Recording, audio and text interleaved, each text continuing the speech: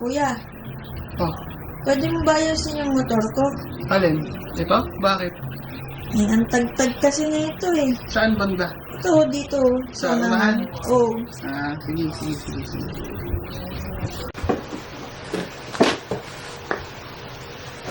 Tingnan mo to. Bakit? Di ba ito yung shock mo? Oh. Tingnan mo yung play tingnan mo. Tutok mo dito. Ah, yun. Tandaan mo Oo. Tandaan mo Oo. Yan. So papalitan natin yung langis nito. Tapos check ulit natin kung ano yung magiging niya, yung bounce niya. Ah, okay, Para sige. tignan natin yung pagbabago. Sige.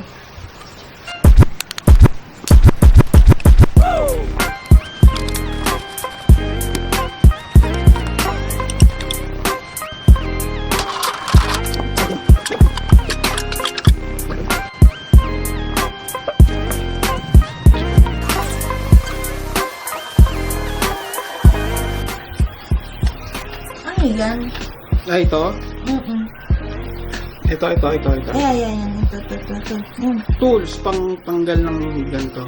Ah. Bagong bagong tools. Alam ko nabibili to sa sa Shopee, Lazada, ganun. Kasi dati walang ganito.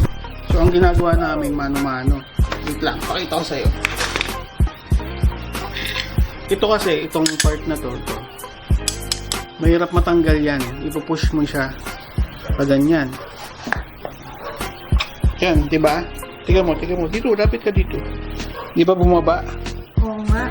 Pagbaba niyan, may lock dyan sa loob. Yan. So, kailangan igaganto mo siya, yung mag-stable siya na nakababa habang kinukutkot mo yung lock. Ah, ganun pala yun. So, ngayon, bago na. Ito na. Mas madali na. Tingnan mo. So, pag binaba mo yan, bababa na siya. Ah, oo nga, galing. Bumaba. Diba? Tapos, madali mo makukuha yung clip. Hindi ka na nga mahihirapan dyan. Oo. Yan, makukuha mo na yung clip, madali lang. Ah, ganun pala yun. Okay na. Diba? Oo, yan. Tapos na.